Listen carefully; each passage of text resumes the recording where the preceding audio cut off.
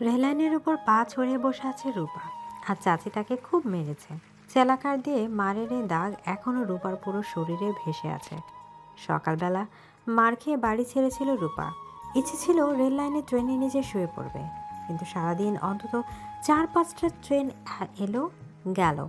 রূপার আর সাহসই হলো না ট্রেনের নিচে শোবার। এখন সন্ধে নেমে এসেছে। রূপার খুব মন কেমন করছে বাড়ির জন্য। জেদ করে বাড়ি থেকে বের হয়ে এসেছে, এখন আবার নিচ থেকে বাড়ি ফিরতেও লজ্জা লাগছে। অবশ্য আর খানিকক্ষণ থাকতে পারলে চাচা নিশ্চয়ই তাকে খুঁজতে আসবে। চাচার কারখানায় ছুটি দেয় মাগরিবের পরপরই। আজান দিচ্ছে কিনা বোঝাও যাচ্ছে না, এখান থেকে আজান শোনা যায় না। মসজিদ বেশ দূরে। রূপার এখন বেশ ভয়ও করছে।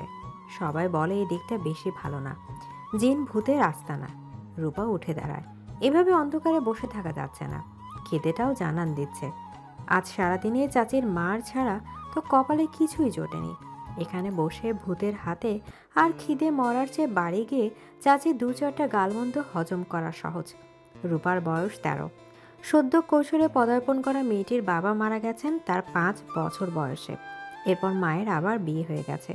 রূপার মা 5 বছরে রূপাকে সাথে নিয়ে নতুন সংসারে গিয়েছিলেন, কিন্তু সে বাড়িতে রূপার জায়গা হয়নি। 1 সপ্তাহের মাথায় 2টো নতুন জামা আর একটা খেলনা পুতুল হাতে রূপা আবার এসেছিল তার জন্মদাতা পিতার পৈতৃক বাড়িটায়। অসুস্থ বৃদ্ধা দাদি নাতনিকে ফেলে দিতে পারেনি। নিজে চলতে ফিরতে পারতেন না, কিন্তু যতদিন বেঁচে ছিলেন রূপার একটু হলেও যত্ন ছিল এ বাড়িতে। রূপার বয়স যখন 6 তখন তার দাদি মারা গেল। দাদি মারা যাবার পর রূপা যেন প্রকৃত অর্থে এতিম হয়ে গেল। দূর থেকে কেউ টর্চ লাইটের আলো ফেলছে। অবয়বটা রূপার চেনা মনে হচ্ছে। আলোটা আরও কাছে আসতে রূপা বুঝলো তার চাচা মানিক মিয়া আসছে। বোঝার সাথে সাথে রূপা দৌড়ে গিয়ে চাচাকে জড়িয়ে ধরে কাঁদতে শুরু করলো। এই মানুষটা রূপাকে ভালোবাসে, স্নেহ করে, কিন্তু স্ত্রী আলিয়া বেগমের সামনে দাঁড়িয়ে শক্তভাবে কথা বলার মতো মেরুদণ্ড তার নাই।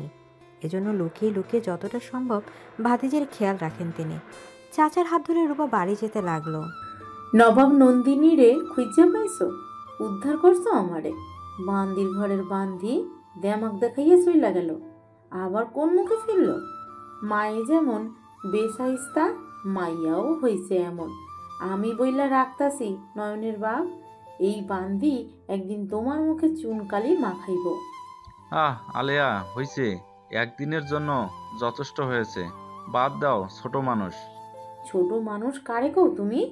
আরো 6 মাস আগে মাইয়া শেয়ান হইছে, আমার হইছে যত জ্বালা। ঘরের কামও করো, আবার বান্দির ঘরের বান্দিরে পাহারা দেও। এই বান্দি পয়সা রইছস কেন? যা কলপারে গিয়া থালাবাটি ধুইয়া আইনা খাইতে বস। আল্লাহ পেট খান দিছে, পেট তো না যেন দরিয়া, ছাই দিয়েও ভরণ যায় না। রূপা কথার পিঠে কথার উত্তরগুলো মনে মনে দিচ্ছিল। পরিস্থিতি বেশি উত্তপ্তর জন্য মুখে কিছু বলছিল না। আজকাল সে খুব মুখরা হয়ে গেছে। আজ সকালে বানও খেয়েছে কথার পিঠে কথা বলার জন্য। সকালে আলেয়া বেগম যখন মুখ ঝামটা দিয়ে কথা বলছিল, রূপা তখন চুপ করেছিল, কিন্তু যখন মা তুলে গালি দেওয়া শুরু করলো তখন আর নিজেকে সামলাতে না পেরে বলে ফেলেছে, যে যেমন মাই সেটা তেমনই ভাবে। আমার মায় বিয়া করছে, কোনো পাপ করে নাই। এই একটা কথার জন্য তাকে অতগুলো মার খেতে হলো। এখনও ব্যথা করছে। চাচা অবশ্য একটা নাপা ট্যাবলেট দিয়েছে, বলেছে ভাত খাবার পর খেতে, তাহলে ব্যথা কমে যাবে। বাসন মেজে রূপা খেতে বসে চুলার পারে। ভাত খেয়ে নিজের ঘরে শুতে যাওয়ার সময় রূপা গুনগুনিয়ে কান্নার আওয়াজ পায়। তার চাচি আলিয়া বেগম কাঁদছে। এমন মাঝে মাঝেই কাঁদে। যে মানুষটার ভয়ে বাড়ির সবাই ততষ্ট থাকে, সে মানুষটা কোন দুঃখে কাঁদে রূপার মাথায় ঢোকে না। মানুষটা ভাত পায়, মাছ মাংসের ভালো টুকরা পায়, কেউ তাকে মারে না, কেউ তাকে খোঁচা দেয় না, তবু কোন দুঃখে মানুষটা কাঁদে তার রূপা জানে না। জগৎটা বড়ই অদ্ভুত। এখানে কেউ কারো কষ্টের কারণ জানে না, কারো জানার আগ্রহ নেই। মুখে আহা উহু করলেও আসলে সবাই ব্যস্ত যার যার নিজের জীবন নিয়ে। বিছানায় শুয়ে ব্যথায় ঘুম আসে না রূপার। শরীরের ব্যথায় না, অবর্ণনীয় পেটের ব্যথায়। সেই অসুখটা আবার হয়েছে। রূপার মনে হয় একদিন রক্ত এভাবে যেতে যেতে সে রক্তশূন্য হয়ে মরে যাবে। কেউ তাকে একটু ডাক্তারের কাছেও নিয়ে যায় না। গত 6 মাস হলেও প্রত্যেক মাসে তার এমন হচ্ছে। রূপা খুব করে মনে করার চেষ্টা করে পুকুরে গোসল করার সময় তার গায়ের মধ্যে যোগ ঢুকে যায়নি তো। রূপা শুনেছে গায়ের মধ্যে যোগ ঢুকে গেলে এমন হয়, পেটের সব নাড়ি ভুড়ি কেটে দেয় যোগ। তখন এমন রক্তক্ষরণ হয়। সে মনে মনে নিশ্চিত হয়ে এটাই হয়েছে, এবার তার মরণ সুনিশ্চিত। আসন্ন মৃত্যুর কথা ভেবে আকুল হয়ে কাঁদতে থাকে কিশোরী মেয়েটা। কই রে নবাবজাদি, ঘুম ভাঙে নাই? থালাবাটি মাজবো কেটায়? আঙিনাও ঝাড়ু দেয় নাই এখনো। হায় হায় হায় হায় হায়, কোন নির্লজ্জ বেহায়া মাইয়া আমার কপালে আইসা জুটছে রে খোদা। ওই ওই ওই সেরি, সারা শরীরে নাপাক রক্তমাই খা বৈশা আছিস, লজ্জা সরম কি নাই? ঘরে আমার জোয়ান পোলা, ঘরে তোর চাচা, তাগো দেখাও সরম করে না রে বেহায়া বেসাইস্তা। আমি মাখাই নাই চাচি, কাল রাত থেকে আমার সেই অসুখটা আবার হয়েছে। চাচারে কও না চাচি আমারে একটু ডাক্তার দেখাইবো, আমি মনে হয় মইরাই যামু।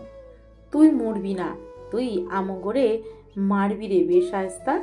ওই সেরি, তোরে কইছি না তেনা লইতে? তেনা তো নাই। কেন? গত মাসে দুখান তেনা দিলাম না তোরে? ওগুলা ফালাইয়া দিছি। নবাবজাদি, ফালাইছিস কেন? তেনা ধুইয়া তোরে ঘরের পিছে লাইরা দিতে কইছি না? খাড়া, আবার দিতাছি। এবার যদি তেনা ফেলাইছোস তোরে বাড়ি থেইকা বাইক কইরা দিমু হারামজাদি। রূপা বোঝে না তাকে এত গালাগাল কেন করছে তার চাচি।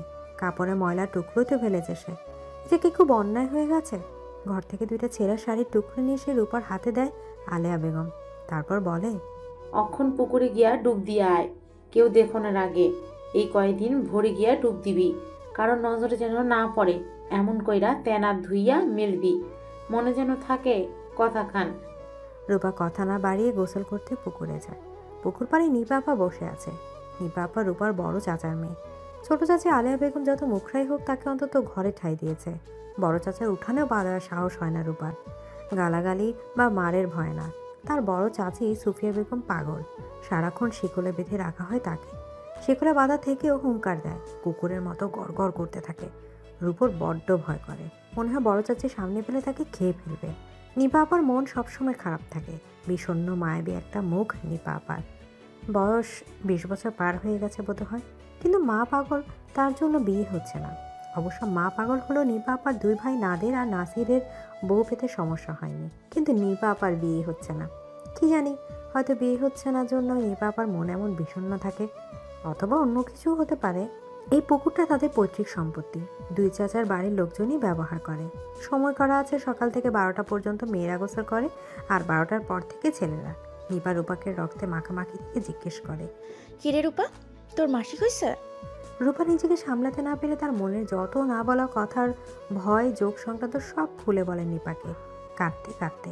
নিপা কানে ঘেঁষে রূপাকে কাছে বেশি সুন্দর করে বুঝিয়ে বলে, এটা আসলে কোনো অসুখ না, এটা প্রকৃতির নিয়ম, নারী হয়ে ওঠার অংশ বিশেষ।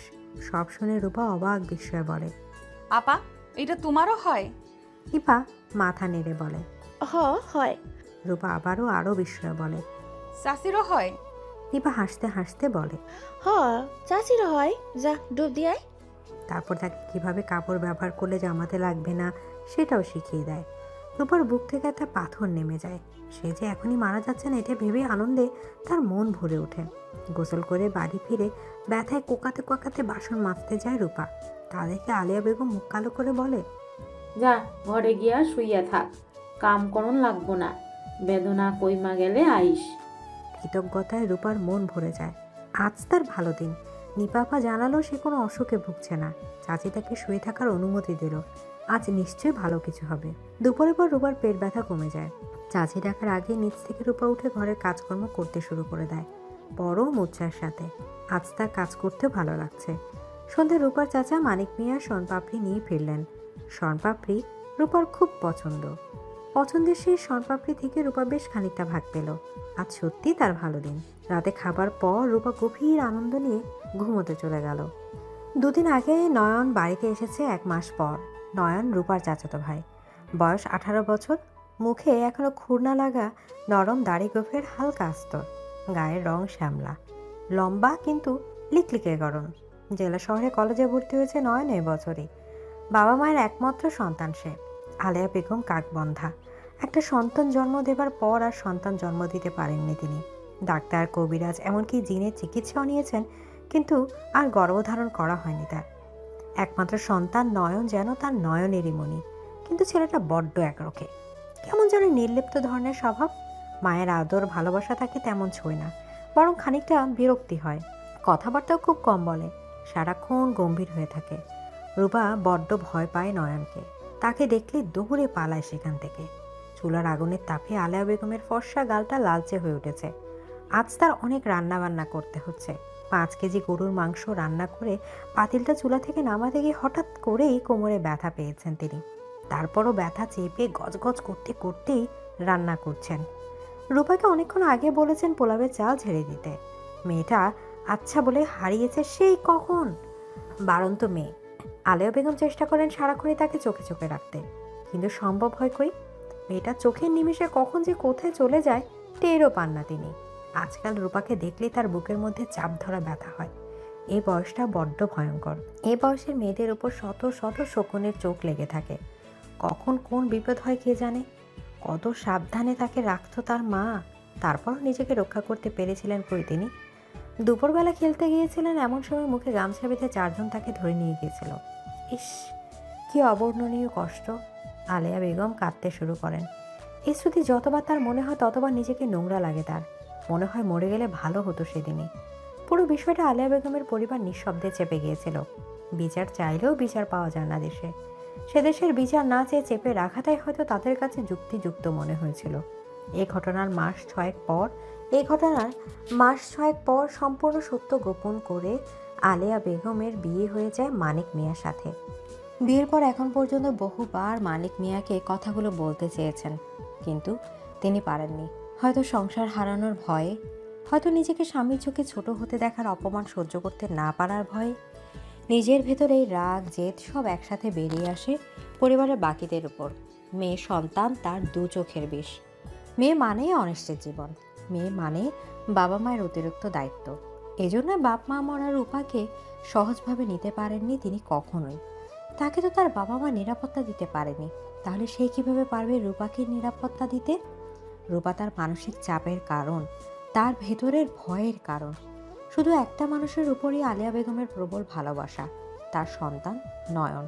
অথচ নয়ন তার সাথে হাসি মুখে 2টা কথাও বলে না কখনো। রূপা রান্নাঘরে দরজায় দাঁড়িয়ে অবাক হয়ে দেখলো তার চাচি কাঁদছে। ভয় সে চাচিকে জিজ্ঞেস করলো, চাচি, বড় চাচায় জিগাইছে রন্ধন শস্য হইছে কিনা? শেষ, খালি পোলাও রান্ধন বাকি। যাইয়া ক বড় ভাইজান রে। আচ্ছা। ওই খারা বান্দির ঘরের বান্দি, তোরে যে কইছিলাম পোলাওয়ের চালটা ঝাইরা দে, কই পলাইছিস কামচোর কুনহানকার? নিপা আপায় ডাকছিল। সেইটা কইয়া যাইতে পারিস নাই? চাল নামাইয়া দিয়া যা, আর নিপারে গিয়া ক গুসল দিয়া আমার ঘরে আইতে, চুল বাইন্দা সাজাইয়া দিমু। আচ্ছা। যাইয়া আবার গল্প জুড়িস না, তোর পায়ে যাবি তোর পায়ে আসবি। আচ্ছা। আজ নিপাকে দেখতে আসবে, এজন্য এ বাড়িতে এত আয়োজন। নিপার মা তো আর এসব পারে না, এ দায়িত্ব তাই আলেয়া বেগমের ঘাড়েই জুটেছে। বউ হয়ে আসার পর থেকে এই সংসারে কলুর বলদ সে। বিয়ের পর প্রথম 2 বছর টানছে অসুস্থ শ্বশুর, এরপর আরও বছর 3 টানছে অসুস্থ শাশুড়ি, আর বড় যা পাগল হবার পর থেকে ওই সংসারে বড় বড় সব কাজই তারই করা লাগে। এই সংসারে একটা মানুষই তার কষ্ট বুঝতো, তাকে সত্যিকারেই ভালোবাসতো। আর বড় যা নিয়তির বিধানে আছে সেগুলো বন্দি বদ্ধ উন্মাদ। আলেয়া বেগম আবার গজগজ করতে করতে কাজ করতে থাকেন। এত রাগ তার ঠিক কার উপর কে জানে। সবাই জানে সে ভীষণ মুখরা, বদরাগী একজন মহিলা, কিন্তু তার ভেতরে যে কত অনল জ্বলছে সে খবর কে রাখে? রান্নাবান্না শেষ করে গোসল ঘরে গিয়ে তিনি দেখেন নিপা তার বিছানার উপর বসে আছে। মেয়েটার চোখ দুটো ফোলা, হয়তো অনেক কেঁদেছে। আলেয়া বেগমের মনটা ভার হয়ে গেল, কিন্তু নিমিষেই নিজেকে কঠিন করে রাগে গলা বললেন, একে তো তোর গায়ের রং ময়লা, মায়ে পাগলি, তার উপরে কাইন্দা কাইন্দা চোখ গাঞ্জুটি গো লাহান লাল কইরা ফেলাইছস। কার বাপে ঠেকা পড়ছে তোরে বিয়া করব? নবাবজাদি হইয়া ঘুরলেই হইতো না, গায়ে চামড়ার যত্ন নেওনে লাগে। পাগলির বেটি তুই, ভুইলা যাইস না। নিপা উঠে দাঁড়িয়ে বলে, আমি নবাবজাদি পাগলির বেডি, লাগতো না আমার স্বজন। আপনি সাজেন চাচি। তারপর গট গট করে হেঁটে বেরিয়ে যায় সে। খাটের উপর বসে দীর্ঘশ্বাস ফেলেন আলেয়া বেগম। ছেলের নাম আজাদ একটা সরকারি অফিসের কেরানি, পোস্টিং রাজধানী ঢাকায়। ছেলের সাথে বিশেষ কেউ আসেনি।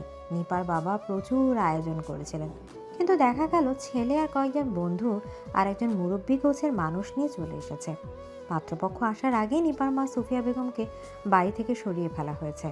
আলিয়া বেগমের শোবার ঘরের খাটের পায়ের সাথে তাকে শিকল দিয়ে বেঁধে রাখা হয়েছে, যাতে তার চিৎকার আর ঘর ঘর আওয়াজ শুনে পাত্রপক্ষ চলে না যায়। আলিয়া বেগম দরজার শিকল দিয়ে রূপাকে দরজার সামনে বসে রেখে গেছেন ও বাড়ি। কন্যা সন্তানকে ভালো না বাসলেও দায়িত্ব অবহেলা করতে পারেন না আলিয়া বেগম। ও বাড়িতে এখন তার অনেক কাজ, মেহমান তদারকি তাকেই করতে হবে। ঘরের ভেতর থেকে জান্তব আওয়াজ আসছে, আর ভয়ে গুটিসুটি হয়ে যাচ্ছে রূপা। চাচি যে কোনো তাকে এখানে বসিয়ে রেখে গেছে কে জানে। সে যে তার বড় চাচিকে জমের মতো ভয় পায়, এটা কি আলিয়া বেগম জানেন না? মনে মনে চাচির সাথে ঝগড়া করতে থাকে রূপা। ওই বাড়িতে কি হচ্ছে এটাও তার জানতে ইচ্ছা করছে খুব। নিপা আপাকে দেখতে আসা ছেলেটা কেমন সেটাও দেখতে ইচ্ছা করছে। এখন ভীষণ কান্না পাচ্ছে রূপার। চাচি ইচ্ছে করে তাকে এমন আটকে রেখে গেছে, এ আলিয়া বেগমের ভারী অন্যায়। পাত্রপক্ষকে নাস্তা দেবার পর পাশের ঘরে নিপার বাবা, চাচা আর ভাইরা এক জায়গায় হয়েছে। ছেলের সাথে তেমন কোনো মুরব্বী গোছের কেউই আসেনি, কোনো মহিলা মানুষও আসেনি। এই বিষয়টা তাদের ভালো লাগছে না। ঘটক আগে থেকে কিছু বলেও নেই। এত এত রান্না করা হলো অযথাই। দরজার কাছে মাথায় ঘোমটা টেনে দাঁড়িয়েছিল আগে আলিয়া বেগম। একটুখানি গলা খাকারে দিয়ে সে মনোযোগ আকর্ষণ করার চেষ্টা করলো ভাসুরের। তারপর বলল, ভাইজান, আগের এত চিন্তা ভাবনা না কইরা পোলার লগে কথাবার্তা কন। আর বেশি ময় মুরব্বি থাকলেই যে মাইয়ার সুখে থাকবো এমন কোনো কথা নাই। আর আমাগো মাইয়াও বয়স বাড়তাছে, এত বাজ বিচারের না করণই ভালো। আর নিপা আর পোলাডারে একটু আলাদা কইরা কথা কইতে দিলে মনে হয় ভালো হইব। দোষ নিয়েন না ভাইজান, পোলা মাইয়া সংসার করব, এগুর কথা কওনডা দরকার আছে। মানিক মিয়া বউয়ের সব সুরেই সুর মেলান বরাবরই। অভ্যাসবশতে বউয়ের কথা তাল দিয়ে বলে ফেললেন, ভাইজান, নয়নের মা ঠিক কইছি। নিপার বাবার কথা বাড়ালেন না। আলিয়া বেগমের বাকি কথা মাথায় না ঢুকলেও একটা কথা খুব ভালোভাবে ঢুকেছে, তার মেয়ের বয়স বাড়ছে, তাকে পাত্রস্থ করাটাই এখন সবচেয়ে বেশি দরকার। ঘর থেকে বেরিয়ে কলতলায় যাচ্ছিল নয়ন। হঠাৎ তার চোখ পড়ল রূপার উপর। তার মায়ের ঘরের দরজায় বসে মেয়েটা ফুপিয়ে ফুপিয়ে কাঁদছে। ওদিকে যাবে না ভেবেও নয়ন রূপার সামনে গিয়ে দাঁড়ালো। কিরে, কান্দিস কেন? মায়ে মারছে? আমার ডর করে ভাইজান। এখন তো সন্ধ্যাও নামে নাই, কি এর ডর? ভূতের? হা হা হা। হাইসেন না ভাইজান, এই ঘরে বড় চাষিরে বাইন্ধা রাইখা চাষি আমারে দুয়ারে বসায় গেছে। বড় চাষিরে আমি জন্মের ভয় পাই, কেমন বাঘের মতন আওয়াজ করে, মন্ডায় কয় আমারে সামনে পাইলে টাইন্না সিরা ফালাইয়া খাইব। হা হা হা, তুইও বড় চাচির লাহান পাগল হইয়া গেছস। হাইসেন না ভাইজান, আমার ডর করে। আচ্ছা হাসুম না, তোর এইখানে একটু বসি। শোন, জীবনে দেখছস বড় চাচি কাউরে মারছে, কাউরে ছিঁড়ে খাইছে? না। তাইলে এত ডরাইস কেন?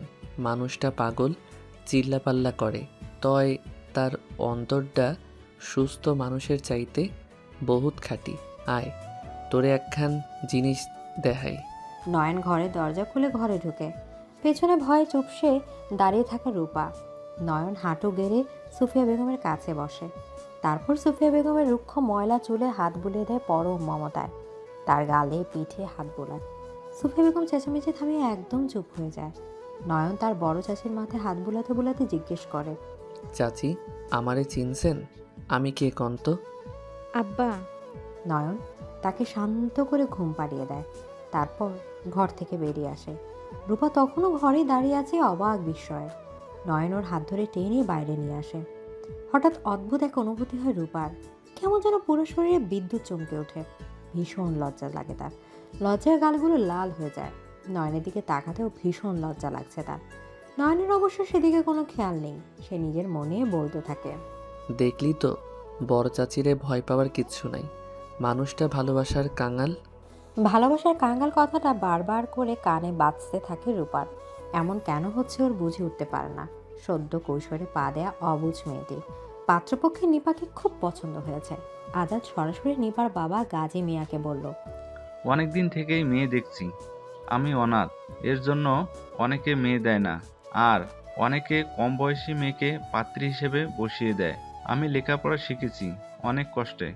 এত কষ্ট লেখাপড়া শিখে শিক্ষিত হয়ে আমি যদি নাবালিকায় বিয়ে করি, তাহলে সেই শিক্ষার দাম কি? এখন আপনাদের বিবেচনা। আমার বাবা মা নাই, নিজের বাড়ি নাই, তবে সরকারি চাকরি করি, সাথে 2টা টিউশনিও করি। আমার নিজের খরচ চালাতেও আমি বেশ ভালোই সঞ্চয় করি। আল্লাহ চাইলে আপনার মেয়ে আমার কাছে অসুখী থাকবে না, যদি আপনারা রাজি থাকেন। গাজী মেয়ে কি বলবেন ভেবে পাচ্ছিলেন না। তার মেয়ে শ্বশুর শাশুড়ির আদর সোহাগ পাবে না, ছেলের নিজের কোনো বাড়িও নাই, থাকা লাগবে ভাড়া বাড়িতে। আসলে কি করা উচিত তা তিনি বুঝে উঠতে পারছেন না। আবার সুফিয়া বেগম বিষয়টাও এখনও গোপন আছে। এটা কি গোপনই রাখবেন নাকি বলবেন সেটাও বুঝতে পারছেন না তিনি। এমন দ্বিধাদ্বন্দ্ব যখন তার মাথায় খেলছে, তখন নিপা মনে মনে ঠিক করে ফেলেছে, যদি ছেলেটা তার মায়ের সম্পর্কে জানার পরও রাজি থাকে, তাহলে সে এই ছেলেকেই বিয়ে করবে। পরিবারের সবাইকে চমকে দিয়ে সে বলে ওঠে, আমার সম্পর্কে একখান কথা আপনার জানান দরকার। কোনো সিদ্ধান্ত নেওয়ার আগে আমার মায়ে পাগল বছরের 12 মাস ধরে শিকল দিয়া বাইন্ধা রাখন লাগে। এবার আপনি ভাবেন, পাগলের মাইয়া বিয়ে করবেন না কি করবেন? যদি আপনার আপত্তি না থাকে, আমারও কোনো আপত্তি নাই। গাজী মিয়া অপলক দৃষ্টিতে মেয়েদিকে তাকিয়ে আছেন। তার ইচ্ছা করছে সজোর একটা চর বসে দিতে মেয়ের গালে। এত বেহায়া কবে থেকে হলো তার মেয়েটা? বিয়ের জন্য এতই উতলা হয়ে গেছে যে ময়মুরব্বী আর নিজের বাপ চাচার সামনে এসে নিজের বিয়ের আলাপ করছে। আজাদ উঠে একটা মিষ্টি নিপার দিকে বাড়িয়ে দিয়ে বলে, আমার কোনো আপত্তি নেই, মা পাগল হোক আর যাই হোক, তোমার তবুও মা আছে। আমি হতভাগা, আমার একটা পাগল ঝল মাও নাই। গাজী মিয়ার আর সহ্য হচ্ছিল না ছেলে মেয়ের এই বেহাপনা। তিনি গম্ভীর কিন্তু শান্ত গলায় বললেন, আচ্ছা, ফোলা মাইয়া যখন দুজনের রাজি, তাহলে আমরা খোঁজ খবর নেই। সব ঠিকঠাক থাকলে তাহলে বিয়ের তারিখ ঠিক করা যাইবে। রাতের বেলা অতিথিদের খুব আদর যত্ন করে খাওয়ালেও আলিয়া বেগম নিজ হাতে। আজাদের প্লেটে খাবার বেড়ে দিতে গিয়ে আলিয়া বেগম বলল, বাবাজি, আমার গো মাইয়াটা বড় অভাগী, জীবনে মায়ের আদর ভালোবাসা পায় নাই। তুমি ওরে অনেক আদর যত্ন রাখো বাবাজি। অতিথি বিদায় করে বাড়ি ফিরে আলিয়া বেগম দেখলেন ঘরের দরজার সামনে মাথা নিচে পিড়ি দিয়ে ঘুমাচ্ছে রূপা, আর একটু দূরে বারান্দায় বসে আছে নয়ন। দুজনকে একসাথে দেখে আলিয়া বেগমের বুকের ভেতর ধক করে উঠল। নিজের উপর ভীষণ রাগ হতে লাগলো তার। কেন তিনি রূপা কিভাবে একা ফেলে গেলেন? পুরুষের জাত হলো শকুনের জাত। সে পুরুষ তার নিজের ছেলে হলেও সে শকুন। আলিয়া বেগম রূপাকে ধাক্কা দিয়ে জাগালেন। রূপা জেগে উঠতেই নয়ন বারান্দা থেকে তার নিজের ঘরে চলে গেল। আলিয়া বেগম রূপার কানের কাছে মুখ নিয়ে ফিসফিসে বললেন, তোর শরীরে কেউ হাত দেয় নাই তো? পোলাও কি খানিক বাচ্চে চাচি? একটু ফুলাও দিও আমারে বাঁচলে। আলিয়া বেগম নিশ্চিন্ত হলেন। নয়ন রূপার শরীরে অযাচিতভাবে হাত দিলে সে নিশ্চয়ই পোলাও খেতে চাইতো না এভাবে। দীর্ঘশ্বাস হজম করে তিনি বললেন, হ নবাবজাদি, পোলাও খাইব। বাপ খাইছে, মাও থুইয়া পালাইছে, কিন্তু নবাবজাদির পোলাও খাওয়ার শখ ঠিক আছে। আনছি, যা চোখে পানি দিয়ে দিতাছি। এতবার করে কইছি, ওরে বান্দির ঘরের বান্দি, যেটুকু খাইতে পারবি ওইটুকু নে, লাগলে আরো নিস। না, বেশায়েস্তা কুনহানকার, নিব 1 গামলা। এই পোলাও যদি নষ্ট করছস, তাইলে তোর আজকা দুঃখ আছে, সব খাবি তুই। মায়ের চিৎকার শুনে রান্নাঘরে চলে আসে নয়ন। তারপর বলে, ওর লগে এইরাম কুত্তার লাহান খেউ খেউ করো কেন? এই বাড়িতে কিন্তু ওর বাপেরও ভাগ আছে। মাইজা কাকার সব জমি কিন্তু আমাগোর মধ্যেই। ওই তোমার বাড়িতে মাগনা খায় না মা, সারাদিন চিল্লাইতেই থাকে। ওই রূপা, খাইতে না পারলে হাত ধুইয়া উইঠা যা। আলিয়া বেগম অবাক বিষয়ে তার ছেলেকে দেখতে থাকে। এই ছেলেটা এতগুলো কথা তাকে বলল, তাও এই রূপার জন্য? যে ছেলের 7 ছড়েও মুখ ফুটে শব্দ বের হয় না, সে আর তার মাকে শাসালো। হঠাৎ তার ছেলের হলো কি? এদিকে নাদের মিয়া গাজী মিয়ার বড় ছেলে, বয়স 32-এর আশেপাশে হবে। নাদের মিয়া মাকে সুস্থ পেয়েছিল। মায়ের সইয়ের মেয়ে হানুফার সাথে তার বিয়ে হয়েছিল যখন তার বয়স ছিল 12 আর হানুফার বয়স ছিল 10। দুই সই শখ করে ছোট ছোট বাচ্চা দুটোর বিয়ে দিয়েছিল। সুফিয়া বেগম পান খেয়ে ঠোঁট লাল করে চওড়া পাড়ের শাড়ি পরে ছেলের বউকে বগল দাবা করে বাড়ি ও বাড়ি বেড়াতেন। নাদের মিয়ার সাথে হানুফার বন্ধুত্ব ছিল দেখবার মতো। দুজনে মিলে খেলতো, পাল্লা দিয়ে পুকুরে সাঁতার কাটতো। ধীরে ধীরে খেলতে খেলতেই বন্ধুত্বটা প্রেমের দিকে ঘুরে যায়। 16 বছরের হনুফা আর 18 বছরের নাদের মিয়ার মধ্যে তখন তুমুল প্রেম। এক বাড়িতে থেকেও দুজনে লুকিয়ে দেখা করে। হাট থেকে নাদের মিয়ার এনে দেয়া কাচের চুড়ি রিনঝিনিয়ে বাজে হনুফার নরম কোমল হাতে। এর মধ্যে সুফিয়া বেগমের মাথার ব্যায়ামও দেখা দিল। নাদের মিয়ার ছোট ভাই নাসের মিয়ার বয়সে তখন 10 বছর, নিপা তখন মাত্র 3 বছরের শিশু। এরপরে 2 বছর হনুফা খুব সেবা যত্ন করেছিল শাশুড়ির। পুরো সংসারের দায়িত্ব তখন হানুফার কাঁধে। সুফিয়া বেগমের সই মালেকা বানু একসময় মেয়ের এই কষ্ট সহ্য করতে না পেরে তাকে নিয়ে চলে গেলেন বাড়িতে। 6 মাস বিভিন্নভাবে গাজী মিয়া আর নাদের মিয়া চেষ্টা করেছে হানুফাকে ফিরিয়ে আনতে। মালেকা বানু হানিফার সাথে তাদের দেখা পর্যন্ত করতে দেননি। ফলাফল তাদের ছাড়াছাড়ি হয়ে গেল। ছাড়াছাড়ি হবার পর নাদের মিয়া আর বিয়ে করতে রাজি ছিল না। তার দৃঢ় বিশ্বাস ছিল একদিন হানুফা ঠিক ফিরে আসবে। কিন্তু যখন লোক মারফত জানতে পারল হানুফার বিয়ে হয়ে গেছে, কেমন একটা জেদ চেপেছিল তার মাথায়। মনে মনে ভেবেছিল এই গ্রামেই আর থাকবে না। বাড়ি থেকে পালিয়ে গিয়েছিল সে। শহরে গিয়ে গার্মেন্টসও একটা চাকরিও জুটিয়েছিল সে। দীর্ঘদিন প্রায় বছর কয়েক পর বাড়ি ফিরেছিল নাদের মিয়া। বাড়ি ফিরে সে অবাক হয়ে দেখল 11-12 বছরের ফ্রক পর একটা মেয়ে চুলোয় ভাত বসিয়েছে। শুকনো পাতা দিয়ে চুলো জাল দিতে দিতে ফাঁকে ফাঁকে সে মিষ্টি কুমড়ো কেটে রাখছে একটা গামলায়, পাশে কিছু চিংড়ি মাছ রাখা। নাদের মিয়া অবাক হয়ে ছোট্ট একটা মেয়ের নিপুণ সংসার জ্ঞান দেখতে লাগলো। ভাতের মার গালাতে ধরে হঠাৎ নিপার চোখ গেল বড় ভাইয়ের দিকে। হাড়ি ফেলে সে ভাইজান বলে দৌড়ে নাদের মিয়ার কাছে গিয়ে দাঁড়িয়েছিল এক মুহূর্তেই। নাদের মিয়াকে দেখেই নিপা প্রথমে তার হাতটা নিজের মাথা রেখে কথা নিয়েছিল। ও ভাইজান, আমার মাথা খান শুইয়া কও, আর যাইবা না আমারে ফেলাইয়া? নাদের মিয়া মিটমিটি হাসে। সেদিনে এভাবেই হেসেছিল। সময় কিভাবে এত দ্রুত যায় কে বলতে পারে। সেদিনে দৌড়ে আসা বালিকার আজকে বিয়ের দিনক্ষণ ঠিক হয়ে গেল। আর 1 মাস পর নিপা চলে যাবে এই সংসার থেকে। অবশ্য ভালোই হবে। এই সংসার নিপাকে সামান্য ভালোবাসা দিতে পারেনি। সারাদিন গাধার খাটুনি খেটেও বিনিময়ে কারো প্রশংসা পায়নি। এর চেয়ে বড় নিজের সংসারেই যাক। কথায় বলে এক জীবনে কষ্ট করলে আরেক জীবনে সুখ হয়। বাপের বাড়ির জীবনে নিপা সামান্য সুখ পায়নি। স্বামীর কাছে নিশ্চয় সে আরাম আয়েসে থাকবে। হনফার পর নাদের মিয়ার বউ হয়ে এসেছিল লাকি। লাকি তাকে 8 বছরের বিবাহিত জীবনে 2 ছেলের বাবা বানিয়েছে।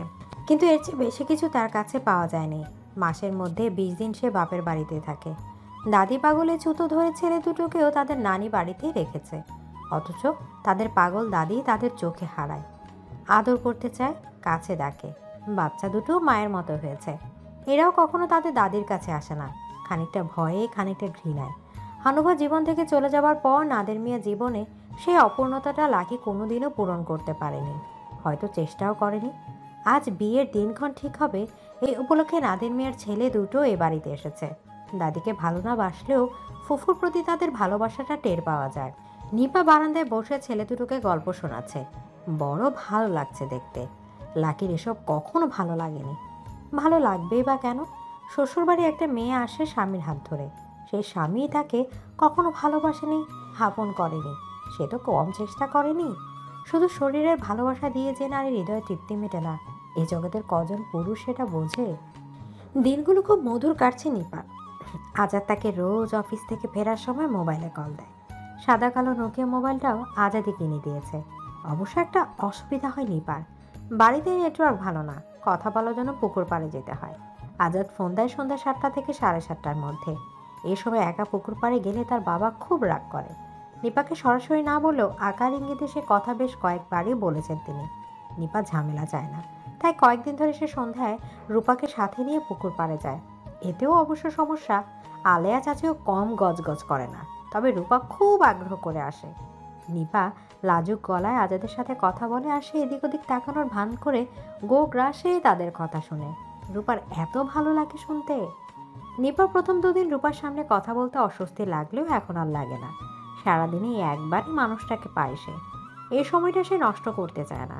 কত কথা হয়, কতই না কথা, অর্থহীন সব কথা। কখনো বা বিয়ের পরে সংসার গুছানোর গল্প হয়। গ্রামের খোলা পরিবেশ রেখে শহরে বদ্ধ জীবনে নিপা নিজেকে মানিয়ে নিতে পারবে কিনা এই নিয়ে আজাদের খুব চিন্তা হয়। আজাদের তো কেউ নেই যে নিপাকে একটু সঙ্গ দিবে সারাদিন। এই কথা শুনে নিপা মনে মনে ভাবে সে এবার একটু একলাই হতে চায়। সারাদিন ধরে 4 দেয়ালের ঘরটাকে সে একটু একটু করে গুছিয়ে গুছিয়ে সংসার বানাবে। সন্ধ্যায় পরিশ্রান্ত আজাদ যখন ঘরে ফিরবে এক গ্লাস লেবুর শরবত নিয়ে তার সামনে দাঁড়াবে। ওই শরবত খেয়ে আজাদের ক্লান্তি চলে যাবে আর তাকে দেখে নিপার একাকিত্ব চলে যাবে। কথা বলা শেষে রূপাকে বাড়িতে পৌঁছে দিয়ে নিপা তার বাড়ি যায়। আজ বাড়ি ফিরতে বড় ভাবি তাকে শুনিয়ে শুনিয়ে নিজে নিজে বলতে লাগলেন, বিয়ের জন্য এই রাম পাগলা হইতে কাউরে দেখি নাই বাবা। লাচ্ছারও পানি দিয়া ধুইয়া খাইছে। সি, বাপের জন্মে এমন কাজ কারবার দেখি নাই। নিপা অনেকক্ষণ শুনল, একবার ভাবলো উত্তর দেয়, আবার মনে হলো আর সে আছেই বা কটা দিন, বলুক, বলে যদি শান্তি পায় তো পাক না। আজ লাকির মনটা খুব খারাপ। অবশ্য মন খারাপ হওয়ার তেমন কোনো নির্দিষ্ট কারণ নেই, তবে সারাদিন নিপার গালের লালচে আভা দেখলে তার খুব আফসোস হয়। এমন দিন তো তার জীবনে কখনো আসেনি। এই যে রোজ রোজ নিপা তার হবু স্বামীর সাথে গল্প করতে যায়, আড়ালে দাঁড়িয়ে প্রায় সেসব শোনেন তিনি। হাহাকারে বুকটা ভরে যায় লাকির। স্বামী মানে আসলে কি? স্বামী মানে এমন কেউ যে চোখ দেখলে মনের গহীনের খবরও বলে দিবে। স্বামী মানে ভরসার হাত, যে হাত শুধু শরীরে ভালোবেসে হাত ধরে না। নাদের মিয়ার এত সময় কই যে তার মনের খবর নিতে আসবে? বিয়ের এত বছর পরও যে লোক ঘুমের ঘরে অন্য কারো নাম নেয়, সে লোকের সাথে সংসার করা সহজ কথা তো নয়। সহ্য না হলে মায়ের কাছে চলে যায়, তার মা সবই জানে, কিন্তু মেয়ে জামাইয়ের কোনো কিছুই তার কাছে দোষ মনে হয় না। বহুবার সংসার ছাড়তে চেয়েছে সে, কিন্তু ওই যে লোক সমাজ আর পরিবার, তার মায়ের সাফ কথা, আইবা খাইবা থাকবা তারপর স্বামীর ঘরে চলে যাইবা। সংসার সারণের চিন্তা মাথায় আনলে আগে আগে বাপ মা সারণের চিন্তাটা কইরা নিবা। এখন আর লাকি কাউকে কিছু বলে না। আপাত দৃষ্টিতে স্বামীর নামে অভিযোগ করার মতো তেমন কিছু নেইও আসলে। তার স্বামী তাকে মারধর করে না, তার সাথে ঝগড়াও করে না, তার চাওয়ার আগেই শাড়ি কাপড় চলে আসে। ছেলেদের জন্য খরচ করতে নাদের মেয়ের হাত সবসময় খোলা। তারপরও সংসারে মন বসে না লাকির, নিজেকে প্রতারিত মনে হয়। নিপাকে কি সে হিংসা করে? হয়তো করে। হিংসার মতো নোংরা ব্যাপারটা তার মধ্যে কিভাবে এলো সে জানে না, শুধু জানে তারও একটা ভালোবাসার মানুষ পাবার কথা ছিল, কিন্তু সে পায়নি। তার সাথে এমন একজন মানুষের জীবন বাঁধা হয়েছে যার অন্তরে আজও আরেক নারীর হৃদয় বাঁধা। নয়নের ছুটি শেষ হয়ে গেছে, আগামীকাল সকালে সে আবার শহরে যাবে নিজের কলেজ হোস্টেলে। আলিয়া বেগম বসে বসে মুড়ির মলা করছেন, ছেলের সাথে দেবেন। রূপা হাতে হাতে এগিয়ে দিচ্ছে তাকে। নয়ন এমন আগেও অনেকবার ছুটি শেষে শহরে চলে গেছে, কখনোই রূপার কিছুই মনে হয়নি। আলিয়া বেগম যখন ছেলেকে বিদায় দিয়ে ফুপিয়ে ফুপিয়ে কেঁদেছেন, সে মনে মনে ভেবেছে, ভাইজান তো আবার কয়দিন পরে আইবো, এমন করে কান্দে গান সাসি। অথচ আজ কেন যেন সব কিছু ভিন্ন লাগছে। রূপারও খুব কান্না পাচ্ছে। এমন কেন হচ্ছে রূপা জানে না। রাতে যখন সবাই খেতে বসলো, রূপা নয়নের দিকে একবারও তাকায়নি। ওর মনে হচ্ছিল তাকালেই সে কেঁদে ফেলবে। মানুষটারে বাড়িতে রেখে দিতে ইচ্ছে করছে তার, কিন্তু তার এই ইচ্ছাটা কেন হচ্ছে? সবাই ঘুমিয়ে পড়ে, রূপার ঘুম আসে না। আস্তে আস্তে দরজা খুলে বারান্দায় এসে বসে রূপা। নয়নের ঘরে এখনো বাতি জ্বলছে। রূপার খুব ইচ্ছে করে একবার নয়নের ঘরে যায়, কিন্তু এতটুকু বুঝতো তার আছে, এত রাতে একটা পুরুষ মানুষের ঘরে তার যাওয়া ঠিক হবে না। দু হাতে চোখ ঢেকে রূপা ফুপিয়ে ফুপিয়ে কেঁদে ওঠে। এই কান্নার উৎস যে কৈশোরের ভীষণ শক্ত প্রেম, রূপা তা জানে না। সব ভালোই চলছিল নিপার জীবনে। হঠাৎ করে গত 3 দিন থেকে আজাদের কল আসছে না। নিপা কল দিলেও বন্ধ পাচ্ছে মোবাইল। এদিকে বিয়ের বাকি আর মাত্র 1 সপ্তাহ। নিপার মনে নানা কুচিন্তা আসে। একবার মনে হয় আজাদের কোনো বিপদ হলো না তো, আবার মনে হয় স্বপ্ন দেখে আজাদ তাকে ধোকা দিচ্ছে না তো। কদিন আগে প্রজাপতির মতো উচ্ছল জীবন কাটানো মেয়েটা আবার যেন চুপসে গেল মাত্র 3 দিনেই। বাড়িতে বিয়ের আয়োজন শুরু হয়ে গেছে। আজকে 2টো গরু কেনা হয়েছে বিয়ের ভোজের জন্য। কাজী মেয়ে বিয়েতে নমনম করে রাজি হলেও মেয়ের বিয়ের আয়োজনে কোনো কমতি রাখতে চান না। তার একমাত্র মেয়ে সারা গ্রামের মানুষ যেন একটা বেলা ভরপেট খেতে পারে, সেই ব্যবস্থাই তিনি করছেন। বাড়িতে থাকা বছর কামলা রতন তার সাথে সাথে সব কাজ ছুটে বেড়াচ্ছে। কাজী মিয়া বারান্দায় বসে রতনকে ডাকলেন, রতন না, এদিকে আইদি বাপ। জি মামা, কোন? মধুখালীর বড় মির্জা সাহেবের দাওয়াত পৌঁছায়ছোস? কাল বৈকালে গইছিলাম। বড় মিয়ার সাহেব কইছেন তিনি অবশ্যই আইবেন। আলহামদুলিল্লাহ, বাজার সদার সব হইয়াছে? দিন তো আর বেশি নাই। সব হইতাছে মামা, আপনি পেরেশান হইয়েন না। বাবুর্চি কারে আনবা? মোতালেব মিয়া বলে কাম সারাই দিছে। মামা, মোতালেব মিয়া চোখে দেখে না, বুড়িয়া হইয়া গেছে। তয় আবার তার বেটা শুনেছি ভালোই পাকানি হইছে। ভাবতেছি তারে ডাকমু।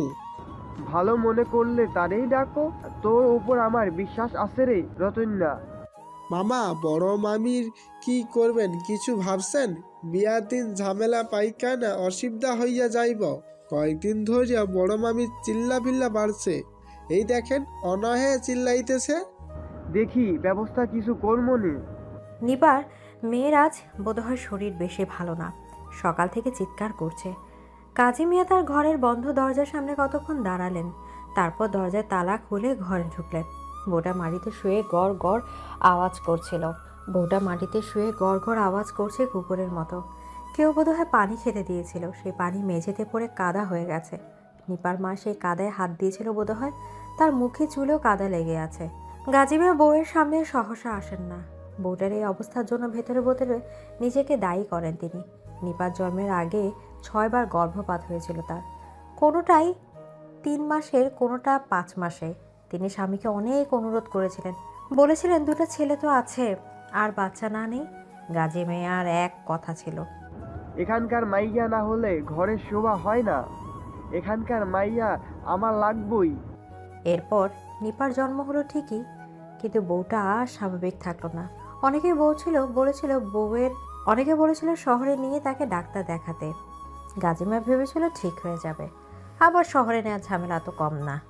আসলে সে সময় কোনো ঝামেলাতেই জড়াতে মন সায় দেয়নি তার। গ্রামের কবিরাজের ওষুধ খেয়েছে বছরখানেক, তারপর থেকে চিকিৎসা বন্ধ। অথচ তার টাকা পয়সার কোনো কমতি ছিল না।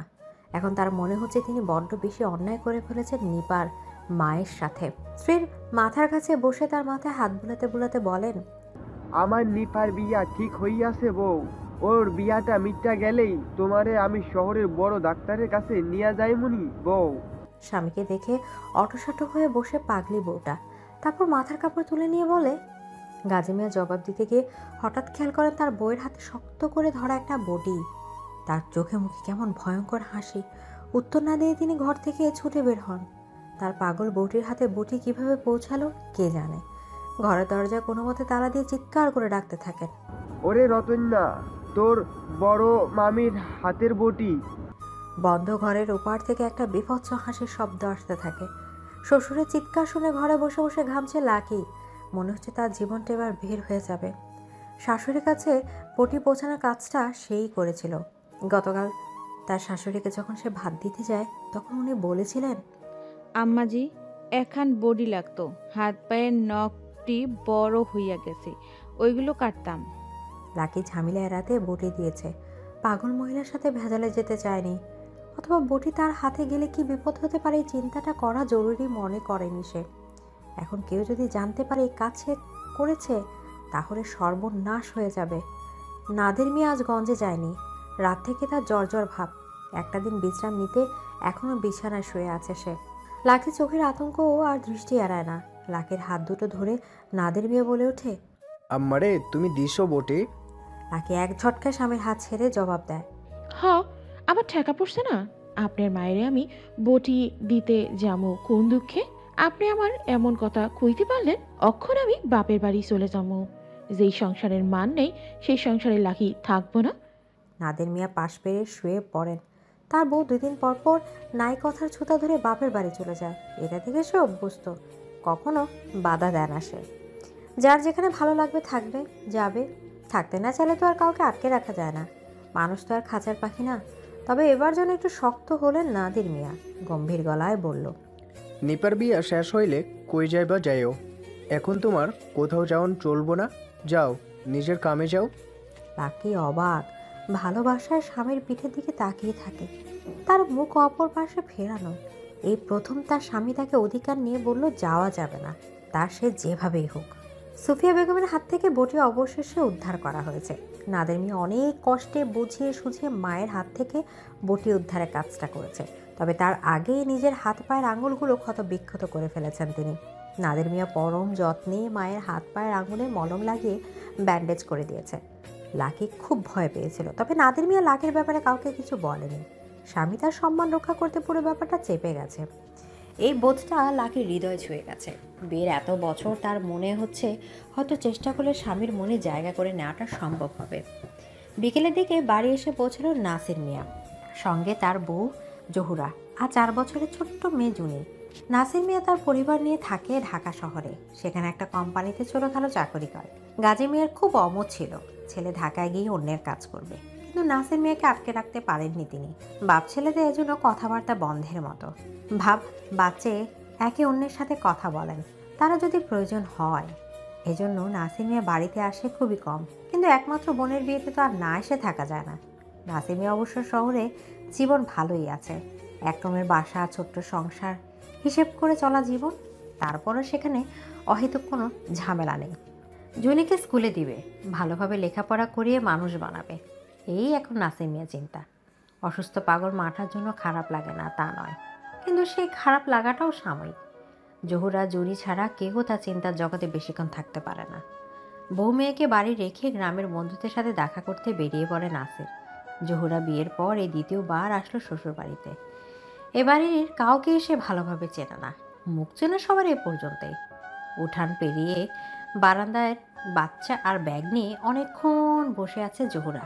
অনেকদিন আগে এসেছিল এই বাড়িতে, এরপর বাড়ির কিছু পরিবর্তন হয়েছে। এখন কোথায় যাবে বুঝে উঠতে পারছে না সে। শ্বশুরের সাথে দেখা হয়েছিল, সালাম বিনিময় পরে উনি বাড়ির বাইরে চলে গেছেন। আচ্ছা, এবারে মেয়ে মানুষরা কি তাকে দেখেনি? কেউ একজন তো এসে তাকে বাড়ির ভেতরে নিয়ে যাক। নিপা নিজেকে দেরি করে গোসল করতে গিয়েছিল। মাথায় গামছা পেঁচিয়ে উঠানের দিকে আসতে জোহরার সাথে দেখা হয়ে গেল তার। ভাবি আইসো বলেই জোহরা জড়িয়ে ধরে নিপা। জোহরাও যেন এই বন্ধনটাই খুঁজছিল। এরপর নিপা টান দিয়ে জনিকে কোলে নিয়ে জোহরার হাত ধরে ভেতরে নিয়ে যায়। জোহরা একবার তার ব্যাগটা নিতে যায়, ভারী ব্যাগ তুলতে হিমশিম খায় সে। নিপা তখন রতনকে ডাক দিয়ে বলে, জানালা দিয়ে সবটা দেখে লাকি। হঠাৎ লাকির পাশে নিঃশব্দে এসে দাঁড়ায় নাদির মিয়া। ওর কাঁধে হাত রেখে বলে, নাসিরের বউ আইলো, তুমি দেখো গেল না কেন? ওরে ঘরে দিয়ে আসবা না তুমি? কেন, ওই কি নয়া বউ পয়লা আইছে যে ওরে শরবত খাওয়াইয়া ঘরে তুলুন লাগবো? পাইলা আর দোসরা বইলা কেউ না, হেরা তো দেশ গ্রামে থাকে না। তাছাড়া তুমি এই বাড়ির বড় বউ, সকলের দিকে নজর দেওয়া উচিত তোমার। অত শত হিসাবের মারপেস বুঝি না আমি। হাতে কামা ছিল, ভাবছি জিরাইতাছে জিরাক।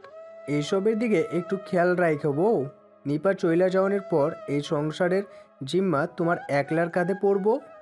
লাকি আর উত্তর দেয় না। মানুষটা কি নরম গলায় তাকে বউ ডাকলো? বিয়ের পর কি কখনো এভাবে বউ বলে ডেকেছে তাকে? লাকি সব কাজ ফেলে জোহরার সাথে দেখা করতে যায়।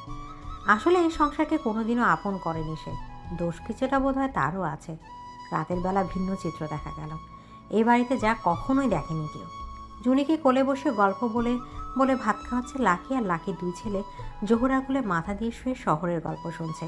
নাদির মিয়ার চোখে পানি এসে যায়। কি সুন্দর ভরা সুখের সংসার। হাত যদি হনফা থাকতো। এই এক দোষ নাদের মিয়া। সুখে হোক বা দুঃখে হোক, সবার প্রথম হানফার কথাই তার মনে পড়ে। নাসির বাড়ি ফিরে বেশ রাত করে। বাবার মুখোমুখি হতে যায় না সে। রাত করে ফিরলে বাবার সাথে দেখা হবে না ভেবেই দেরি করে।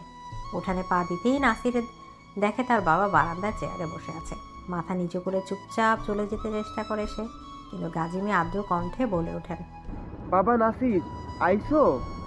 বাবাকে সারা জীবন রাগী রুক্ষ একজন মানুষ হিসেবে জানে নাসির। আজ বৃদ্ধ বাবার দরদ মাখা ডাক শুনে তার গলার কাছে কান্না জমে যায়। গাজী মিয়ার পায়ের কাছে গিয়ে বসে সে নিঃশব্দে। চাঁদের আলো লুটোপুটি খাচ্ছে নিপার বাড়ির উঠানে। সে আলোতে একজন বৃদ্ধ বাবা তার অভিমানী সন্তানের মাথায় হাত রেখে নিঃশব্দে কাঁদছে। সন্তানটিও কাঁদছে, অথচ দুজনের ইচ্ছা করলে দুজনকে বুকে টেনে নিচ্ছে না। কোথায় যেন একটা বাধা, হয়তো সেটা সম্মানের, হয়তো বা অনভ্যস্ততার। বাড়িতে এতদিন যেন সত্যিকারে বিয়ে বাড়িতে পরিণত হয়েছে। গাজী মিয়া বলে দিয়েছেন ছোট ভাইকে যেন বিয়ের এই কদিন তারা সবাই এ বাড়িতেই খাওয়া দাওয়া করে। আলেয়া বেগম এসে এবারে রান্নাবান্নার কাজে লেগে পড়েছেন। সাথে 2 বউ আছে। আলেয়া বেগম রাতে গীতও গান। বউ দুটাও গলা মেলায়। রূপা দেখে অবাক হয়ে ভাবে তার চাচি গীতও জানে। নিপা রান্নাঘরের দিকে আসতেই রূপা তার হাত ধরে বলে, বুবু, তোমার বিয়া না হইলে জানতামই না যে চাচিও গীত জানে। নিপাও অবাক হয়ে শুনে রান্নাঘর থেকে গীত ভেসে আসছে। আগা নদীর উনুর ঝুনুর মাঝি ভাই, পাইসা নদীর পানি, আস্তে ধীরে চালাও বৈঠা মাঝি ভাই। মায়ের কান্দন শুনি, মাও কান্দে হায়রে হায়রে, আমার ঘরের শোভা গেল, মাও কান্দে, হায়রে হায়রে আমার কইজার বোটা গেল। নিপার চোখে পানি এসে যায়। এই যে এত আয়োজন, সবার এত আনন্দ, সব ঠিকঠাক হবে তো? বিয়েটা কি আসলেই হবে?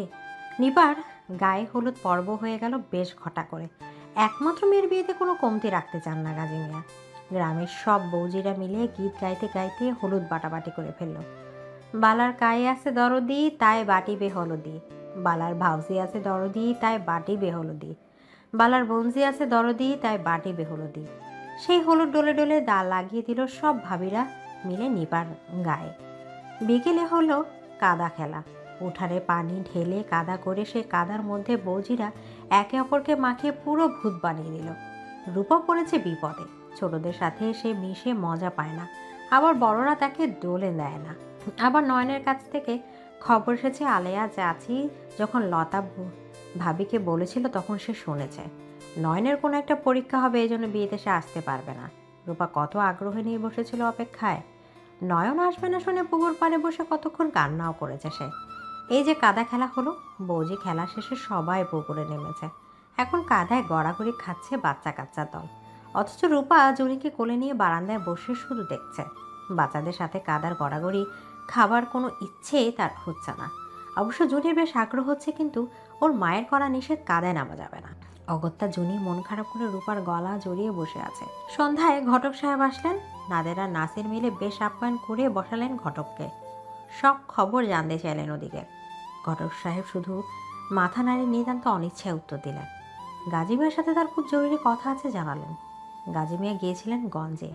বিয়ের যেসব টুকটাক কেনাকাটা বাকি সেসব শেষ করতে গিয়েছেন। নাদের বেশ কবার ঘটককে বলল যা বলা তাকেই যেন বলে, কিন্তু ঘটক সাহেব কথা না বলে চুপ করে বসে রইলেন। রাত বাড়ে, নিঝুম নিকষ গাঢ় রাত। ভেতরে বাড়ি থেকে মেয়েদের গুনগুনে গাওয়া গীত ভেসে আসছে। খোলার হাতের বালুর চরে সাইমোনা টাঙ্গাইছে রে, লাল ময়না তোরই কারণে রে, সুন্দর ময়না তোরই কারণে রে, তোর বাবা জবান দিছে ভরা সবার মাঝে রে। ঘটক সাহেব তাকিয়ে দেখলেন আসলে উঠানে সামিয়ানা টাঙানো। বর বসার জন্য ছোট করে একটা স্টেজও করা হয়েছে। এবারের বিয়ের আয়োজন শেষ, অথচ তিনি একটা খারাপ খবর নিয়ে এসেছেন। তার নিজের ঘরেও 3-3টা মেয়ে। মেয়ের বাবা হৃদয়ের অবস্থা তার জানা, তারপরও এই বর্বর নিষ্ঠুর খবর তাকে দিতেই হবে। হয়তো আল্লাহ তার কপালে এটাই রেখেছিলেন। পকেট থেকে রুমাল বের করে কপালটা মুছে নেন তিনি। আজ অকারণে বড্ড বেশি ঘামছেন তিনি। গাজী মেয়ে এলেন রাত 10টায়। ভেতর বাড়ির গুনগুন ততক্ষণে থেমে গেছে। বাচ্চাগুলো হয়তো ঘুমিয়ে কাদা হয়ে গেছে। বৌজিরাও সারাদিনের পরিশ্রমে ক্লান্ত। গাজিমার সবটা শুনলে চুপচাপ, কিছুই বললেন না। ঘটক সাহেব যাবার জন্য উঠে দাঁড়ালেন, শুধু ক্লান্ত গলায় জিজ্ঞেস করলেন, খানা দানা করছেন ঘটক সাহেব? ঘটক সাহেব কিছুই খাননি। বেশ কয়েকজন এসে সাদাসাদি করেছিল, কিন্তু খাবার মতো মানসিক অবস্থা তার নাই। বারবার শুধু নিজের মেয়েগুলোর মুখ চোখের সামনে ভেসে উঠছে। খাননি তবু মাথা নাড়িয়ে বলেছেন খেয়েছেন, যদিও গাজী মেয়ে এখনও কিছুই দেখছেন না। বিয়ে বা বাড়ি ভর্তি মেহমান, যাদের সাথে যুগে যুগে একবার দেখা হয় না, সেই আত্মীয়দেরও তিনি আনিয়েছেন। পুরো গ্রামের মানুষ দাওয়াতি, আশেপাশে গ্রামের গণ্যমান্য মানুষরাও দাওয়াতি। এবার তিনি কি করবেন? উঠান থেকে উঠে ঘরে যাবেন, এই শক্তিটুকু যেন তিনি পাচ্ছেন না। কখন যে তার পাশে নিপে এসে বসেছে তিনি খেয়ালও করেননি। বাবার পাশে গভীর মায়ায় বাবার হাতের উপর হাত রাখে সে। বাবার জন্য বড্ড মায়া হচ্ছে তার। যার কথায় পুরো বাড়ি চলে, সে মানুষটা কেমন বাকশূন্য হয়ে বসে আছে। যাকে দেখে আজীবন সবাই ভয় পেয়েছে, আজ তাকে দেখে কেমন যেন মায়া হচ্ছে। মানুষটা বড্ড বেশি নিঃসঙ্গ মনে হচ্ছে। বিয়া ভাঙে গেছে আব্বা? কি কারণে বিয়া ভাঙলো আব্বা? আমার কি দোষ? মানে তোর কোনো দোষ নাই মা, দোষ কপালের। ঘটক চাচাই কি বলছে যে নিপাই কপাল ভালো না, ওর বিয়া বন্ধ? তা কেন কইব? তাইলে কি কইছে এটা কোন? মারে ওই ছেলের হাজবেন্ডের আমার মনে হয়েছিল কোনো একটা সমস্যা আছে। বলা আগেই বিয়া করছিল, সেই বউ থাকে গ্রামে। হ্যাঁ রিয়া কইতাছে ওই খবর, ওই বউ পালাইয়া মামলা দিয়া তারে জেলে ঢুকাইছে। আমাগো ঘটক 1 সপ্তাহ ধইরাই তার খোঁজ করতাছিল, না পাইয়া নিজে ঢাকায় গিয়া খোঁজ খবর নিয়ে আসছে। জেলে গিয়া ওই হারামজাদার লগে দেখা কইরা আইছে। হারামজাদা নিজের মুখেই স্বীকার কইরাছে হ্যার আগেও বিয়া হইছে। তাও ভালো, বিয়ের আগেই জানছি, বিয়ের পর জানলে কি হইতো? মারে তুই গিয়া হইয়া পর, যা আল্লাহ কপালে লেখা রাখছে তাই হইব, তুই ঘুমা। নিপা চলে যায়। তার আরও কথা বলার ছিল, কিন্তু তার বাবা যে এখন একটু একা থাকতে চাচ্ছে এটা বুঝে চলে এসেছে সে। বিছানায় শোয়া মাত্র গভীর ঘুমে তলিয়ে যায় নিপা। গত এক সপ্তাহ তার ঘুম হয়নি যে দুশ্চিন্তায়, সেই দুশ্চিন্তার আজ অবসান হয়ে গেছে। রাতটা নির্ঘুম কাটলো গাজী মিয়ার। ফজরের আজান হলো। গাজী মিয়া দীর্ঘ সময় নিয়ে নামাজ পড়লেন, তারপর রওনা হলেন মধুখালীর উদ্দেশ্যে। মধুখালীর বড় মিয়া তাকে বেশ পছন্দ করেন। বিরাট অর্থবিত্তের মালিক হয়েও গাজী মিয়াকে তিনি স্নেহের চোখে দেখেন। তার ধন সম্পদের কাছে গাজী মিয়া ধূলিকণা। তারপরও এই বিপদের দিনে গাজী মিয়ার বড় মিয়ার কথাই মনে পড়ে। উনি কিভাবে সাহায্য করবেন তা তার জানা নেই, কিন্তু মনটা বলছে ওখানে গেলে হয়তো কোনো ভালো পরামর্শ পাওয়া যাবে। বিশাল দোতলা বাড়ি, ঢাকা শহরেও তাদের বাড়ি আছে, কিন্তু বড় মিয়া তার পরিবার নিয়ে গ্রামেই জীবন কাটিয়ে দিলেন। বড় মিয়াকে বাড়ির বাইরে বাগানে পাওয়া গেল। বিশাল জায়গা নিয়ে অপরূপ সুন্দর ফুলের বাগান এ বাড়িতে। গ্রাম অঞ্চলে এমন ফুলের বাগান দেখা যায় না, তবে বড় মিয়া শৌখিন মানুষ, তার ব্যাপার স্যাপার আলাদা। টাকা থাকলে এমন অনেক শখের মূল্য দেয়া যায়। আকলাক চৌধুরী আশেপাশে 10 গ্রামের মানুষ যাকে সম্মান করে বড় মিয়া ডাকে। আজ তার মেজাজ চরম বিক্ষিপ্ত। বউটা 12 মাসই রোগী। 3 ছেলের মধ্যে 2 ছেলে ঢাকা শহরে বসতি গড়েছে। ছোট ছেলেটা বাউন্ডুলের স্বভাবের, পড়াশোনা করলো না, ব্যবসা বাণিজ্যও মন নাই। ছেলের মন ফেরানোর জন্য বিয়ে করালেন। সে বউ হয়েছে একটা বাইন মাছ, ছাই দিয়েও ধরা যায় না এমন পিছলা। সারাদিন ছেলেটার সাথে অশান্তি করে। কাল রাতে ছেলেটা বোধহয় দেরি করে ফিরেছে, এই জন্য অশান্তি চূড়ান্ত করলো মেয়েটা। এবারের পাতাও যে বড় মেয়ের নির্দেশে পড়ে, সে বড় মেয়ের সামনে দাঁড়িয়ে মেয়েটা সাপের মতো ফেনা তোলে। এর একটা ভিত করতেই হবে। পানি নাকের উপর উঠে গেছে। তাও যদি হতো নাতি নাতির সুখ দিয়েছে তবু ক্ষমা করা যেত। বিয়ের 5 বছর গড়িয়ে 6 বছর চলছে, এখনো আদর ঘরে ঢুকলো না বউ। না, এই মেয়ের ক্ষমা নেই, চরম শাস্তি এর প্রাপ্য। গাজী মিয়াকে দেখে তিনি খানিকটা অবাক হলেন। আজ না তার মেয়ের বিয়ে, সেই বিয়েতে তো তিনি যাবেন বলে মনস্থিরও করেছেন। বসার ঘরে বসে চা খেতে খেতে পুরো ঘটনা শুনলেন বড় মিয়া। তার মাথার মধ্যে অন্য চিন্তা ঘুরছে। তার সামনে একজন কন্যা দায়গ্রস্ত পিতা বসে আছে। গাজী মিয়া একেবারে ফেলনা কেউ নয়, ক্ষমতা আছে। এমন একজন মানুষকে হাতের মুঠোয় পুড়তে পারলেই সুবিধা বই, অসুবিধা নেই। এক ঢিলে 2 পাখি মারা যায় কিনা সেটাই ভাবলেন তিনি। তারপর শান্ত গলায় বললেন, সবাই তো শুনলাম, তাই এখন কি করতে চাও মিয়া?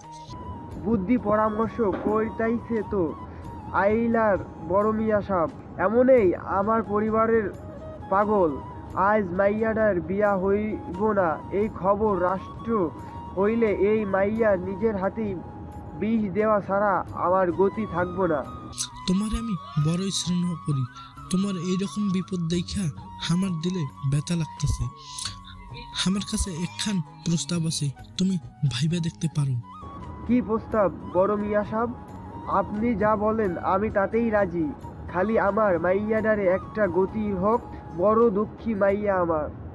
আমার ছোট পোলার বউ বান্দি 6 বছর চলতেছে, অহনো আতু ঘরে ঢুকলো না। আমি ভাবছি কম বয়সী একখান মাইয়া দেখা ছোট পোলারে আবার বিয়া দিব। তা তোমার মাইয়া অবশ্য বারন্ত বয়স তো মনে হয় 20 ছাড়াই ছাড়ছে শুনলাম। আমার অবশ্য 16-17 বছরের বউ আনের ইচ্ছা আসছিল, কিন্তু তোমার বিপদ দেখা পরাণ ফাইটা যাইতেছে। তুমি চাইলে আমার ছোট পোলার লগে ওর বিয়ে দিতে পারি। আজই বিয়ে হইব। গ্রামের দাওয়াতি কাবরে কিছু কহনের দরকার নাই, তারা খাইব, বিয়ের ভোজ খাইব।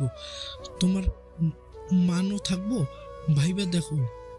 রাজি থাকলে বাদ জোহর বরযাত্রী নিয়ে যাবো তোমার বাড়িতে। গাজী মিয়া এতটাই আশা করেননি। কথা বলে না বড়লোকের বড় অন্তর। বড় মেয়েকে তার এই মুহূর্তে মানুষ না বড় ফেরেস্তা মনে হচ্ছে। এই মানুষটা এত সুন্দর একটা প্রস্তাব দিল, এতে তার মান আরও বাড়বে। বড় মেয়ের কুটুম হওয়া মানে এলাকার প্রতিপত্তি আরও বেড়ে যাওয়া। ছেলের আগে বউ আছে এটা কোনো ব্যাপারই না। বড় মেয়ের যে অবস্থা, 10টা বউ পালতে পারবেন রাজার হালে। আর তার মেয়ের বয়স হয়েছে। একে তো মা পাগল, তার উপর যদি বিয়ের দিন বিয়ে ভাঙে তাহলে সারা জীবন বাপের ঘরে পৌঁছবে।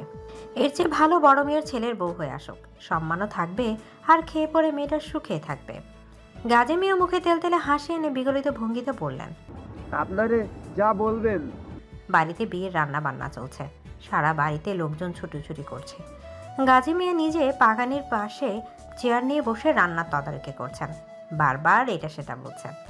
বাপের মন রাখো মিয়া, তোমার বাপে আইছিল অঞ্চল সেরা পাগানি, তোমার রান্ধন খাইয়া জানি লোক হাত তালি দেয়। নিপা এসবের কিছুই বুঝছে না। গোসল করে একটা নতুন টকটকে লাল শাড়ি পরে বিছানা বসে আছে সে। শ্বশুরবাড়ি থেকে লাগেজ আসলে বিয়ের সাজ শুরু হবে, কিন্তু যে বিয়েটা ভেঙে গেল সেই বিয়ের জন্য এত আয়োজন কেন হচ্ছে? তার বাবার কি তাহলে মাথাটা খারাপ হয়ে গেল মায়ের মতোই? নিপা আতঙ্কে দরদর করে ঘামতে থাকে। রূপা আজ আলেয়া চাচির সাথে অনেক দিন দরবার করে একটা শাড়ি পরার অনুমতি নিয়েছে। আলেয়া চাচির আলমারির এক তাকে তার মায়ের শাড়ি আছে কয়েকটা, সেখান থেকে একটা হলুদ শাড়ি বেছে নিয়েছে। হলুদ শাড়ি জমিন জুড়ে নীল নীল ছোট ছোট ফুল। গজগজ করতে করতেই সেই শাড়ি রূপাকে পরিয়ে দিয়েছেন আলেয়া চাচি। শাড়ি একটা অদ্ভুত পোশাক। এই পোশাক একটা কিশোরীকে দেখতেও যুবতীর মতো লাগে। আলেয়া চাচি মুখে শব্দের বান ছোটালেও ঝাপসা চোখে মেয়েটাকে দেখেন। মেয়েটা বড় হয়ে যাচ্ছে। কদিন পর নিপার মতো রূপাও এ বাড়ি ছেড়ে চলে যাবে। সারাদিন মুখে যতই বলুক, তুই গেলে আমার হাড় জুড়ায়। অন্তরে তো তিনি জানেন মেয়েটা চলে গেলে তার মতো নিঃসঙ্গ আর কেউ হবে না। যুগের চিরায়ত নিয়ম, আপন মানুষকে নিঃসঙ্গ করে নিঃস্ব করে ছোটবেলার উঠান ছেড়ে পরের বাড়িতে চলে যেতে হয় মেয়েদের। এটাই নিয়ম, এটার নামই সমাজ। যে বাড়িতে বেড়ে ওঠা চোখের নিমেষে সে বাড়ির বাবার বাড়ি হয়ে যাবে। আলিয়া বেগম চোখে আঁচল চাপা দিয়ে কাঁদেন। রূপা অবাক হয়ে দেখে তার চাচিকে। এই মানুষটাকে সে কিছুতেই বুঝে উঠতে পারল না। কেনই বা কাঁদে, কেনই বা রাগে? অর্থ এমন এক জাদু নিমিষেই সমাধান করে দিতে পারে অনেক সমস্যার। আখলাক চৌধুরী ধীর স্থির মানুষ, ঠান্ডা মাথায় গুছিয়ে কাজ করেন। কিন্তু এখন হাতের সময় কম। 4 ঘন্টার মধ্যে বরযাত্রী কনে সাধন সব জোগাড় করা খুব সহজ কাজ না। কিন্তু তিনি অধৈর্য হলেন না, বরং খানিকক্ষণ ভেবে ঠিক করে ফেললেন কাকে কি কাজ দেবেন। এরপর ডাকলেন রাসুল খাঁকে।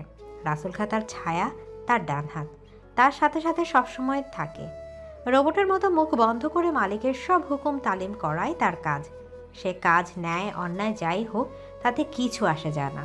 রসুল খাঁ আখলাক চৌধুরীর নির্দেশে চলে গেল গঞ্জে।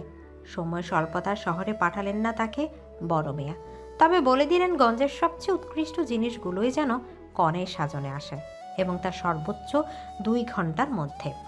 নির্দেশ পাওয়া মাত্র মাথা নিচু করে ছুট লাগালো বড় মিয়ার ছায়া। গয়নাপত্র দরকার, গয়না ছাড়া বিয়ে হবে কিভাবে? আর তার মান সম্মানই বা কই থাকবে? নতুন গয়না বানানোরও সময় নাই। তবে তার স্ত্রীর অনেক গয়না। মেয়ে মানুষ, গয়নার প্রতি মায়া বেশি। সেই গয়না দেবে কিনা এটাই চিন্তার বিষয়।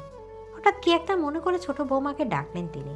ডাক শুনে সামনে এসে দাঁড়ালো মেয়েটি বরাবরের মতোই মাথা উঁচু করে। পরিবারের সবাই তার অধীনস্থ, সবাই সচরাচর মাথা নিচু করেই তার সামনে দাঁড়ায়। ব্যতিক্রম এই একটা মেয়ে। কম মার তো খায় না ওই উদ্ধত্তের জন্য। চীনে জোকের মতো তার ছেলেটার সাথে লেগে থাকে। অপমান তো কম হয় না, কিন্তু কোনো অপমানই সে গায়ে মাখে না। হাঁসের মতো গা ঝাড়া দিয়ে সব ফেলে দেয়। নিজের মতো থেকে আনন্দেই থাকে। মাঝে মাঝে রবীন্দ্রনাথের গান ছেড়ে একা একা শোনে। এ যে কোন আজব মেয়ে আল্লাহ ভালো জানে। ডাক কানে যেতে আখলাক চৌধুরীর সামনে এসে দাঁড়ালো তার ছোট ছেলের বউ সুমাইয়া। বাবা ডাকছিলেন? হ, ডাক শুনেই তো আইলা। না হলে আর বুড়ার শ্বশুরের খোঁজ নেওয়ার টাইম আসেনি তোমার? না বাবা, থাক সেসব। কোনো দরকারে ডাকছিলেন বাবা? দরকার ছাড়া তোমারে কেন ডাকবো? তোমার গহনাগুলান নিয়ে আসো তো। জি আনছি। আখলাক চৌধুরী খানিকটা অবাক হলেন।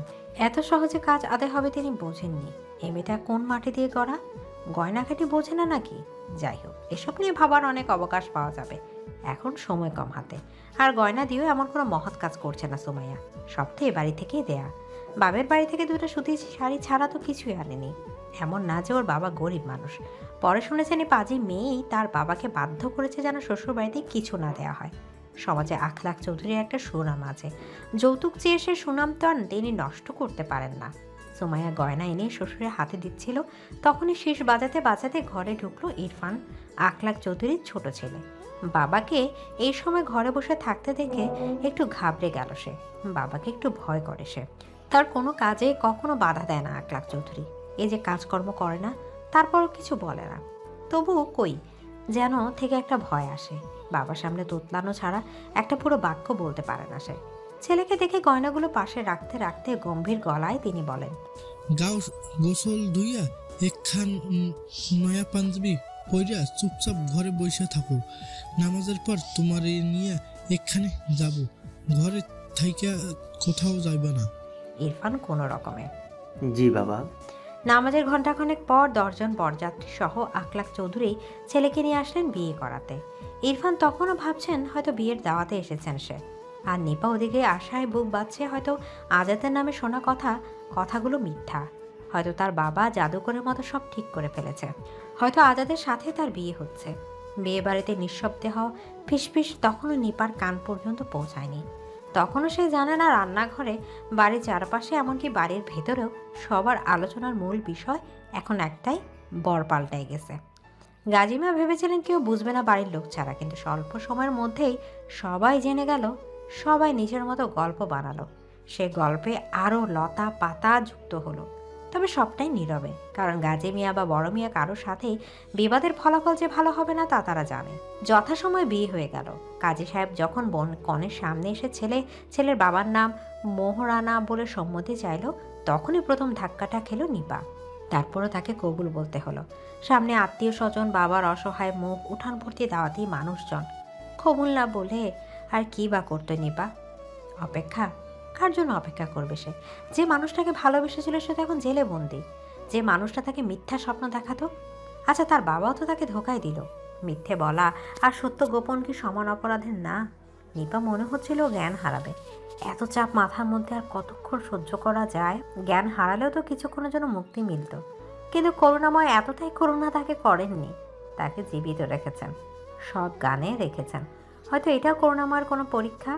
নিপা কোনো প্রস্তুতি ছাড়া যে পরীক্ষায় বসেছে। ইরফানও ভীষণ অবাক হয়েছেন, বলা যায় খানিকটা রাগও। সুমাইয়ার নানান ব্যবহারে তার সাথে খারাপ ব্যবহার করে, কিন্তু তাই বলে সুমাইয়ার জন্য সতীন আনবে সেটা কখনো ভাবেনি। তাকে আগে বলা হলে সে কিছুতেই রাজি হতো না, কিন্তু এই ভরা মজলিসে বাবার ভয়ে বা বাবার অসম্মানের ভয় সেও কবুল বলে ফেলে। বড় মসজিদের হুজুর 2 হাত তুলে নববিবাহিত জোড়ার বিবাহিতা জীবন যাতে সুখের হয় সেই দোয়া করতে থাকে। ইরফান 2 ঈদের নামাজ ছাড়া আর কোনো নামাজই পড়ে না। তার ধর্মের জ্ঞান এটুকুই। তবু আজ যখন হুজুর সাহেব মোনাজাত ধরতে বললেন, সেই 2 হাত জড়ো করে আল্লাহকে বলে, হে আল্লাহ, সুমাইয়ারে ভালো রেখো। বিয়ের খাওয়া দাওয়ার পর আর দেরি করে না বরযাত্রী। নিপাকে নিয়ে নিজ বাড়িতে চলে যান বড় মিয়া সাহেব। কনে বিদায় হয়ে গেছে এমন সময় হঠাৎ এসে হাজির হয় নয়ন। বোনের বিয়ে হয়ে যাচ্ছে তার, আর তার পরীক্ষা। শেষে পরীক্ষাটা কোনো রকম শেষ করে বাড়ির দিকে রওনা দিয়েছে সে। বাড়ি পৌঁছাতে বিকেল গড়িয়ে গেছে। যে বোনে বিয়ের জন্য হন্তদন্ত হয়ে ছুটে এলো, সে তাকে একটা নজর দেখতেও পারল না নয়ন। আলিয়া বেগম অবাক হয়ে দেখলো তার নিরুত্তাপ নিশ্চুপ ছেলেটা কনের শাড়ির পেছনে ছুটছে, শুধু এই আশায় যদি বোনটাকে এক পলক দেখা যায়। আলিয়া বেগম অবাক হয়ে দেখলো তার নিরুত্তাপ নিশ্চুপ ছেলেটা কনের গাড়ির পেছনে ছুটছে, শুধু এই আশায় যদি বোনটাকে এক পলক দেখা যায়। না, দেখা হয় না। দৌড়াতে দৌড়াতে গ্রামের শেষ সীমানায় এসে নিজেই থেমে যায় নয়ন। তার চোখ ভেজা, সামনের সবটা ঝাপসা। এমন সময় কাঁধে একটা স্পর্শ হয়ে পেছনে ফিরে তাকিয়ে দেখে রূপা হাঁপাচ্ছে। রূপাকে বড্ড অপরিচিত লাগছে, বড্ড মায়াময় লাগছে। রূপার হাত ধরে কেঁদে দেয় নয়ন। বইনটারে দেখতেও পারলাম না, এত ডাকলাম কেউ গাড়িখান থামাইল না। রূপার কাছে অভিযোগ জানাতে থাকে বোকা ছেলেটা। পরম মমতায় রূপা বলে, কাইন্দেন না, কাইল তো যামু আমরা ওই বাড়িতে, কাইল তো বাসি বিয়া। চোখের পানি মুছতে মুছতে নয়ন বলে, যাইস তোরা, কাইল আরেকখান পরীক্ষা আছে, এখনই চইলে যামু আমি। রূপার ভেতরটা ভেঙে চুরে খান খান হয়ে যায়। এই যে কি ভীষণ ব্যথা, যার হয় সেই বোঝে। প্রিয় দর্শক বৃন্দ, ভিডিওটি দেখার জন্য অনেক অনেক ধন্যবাদ।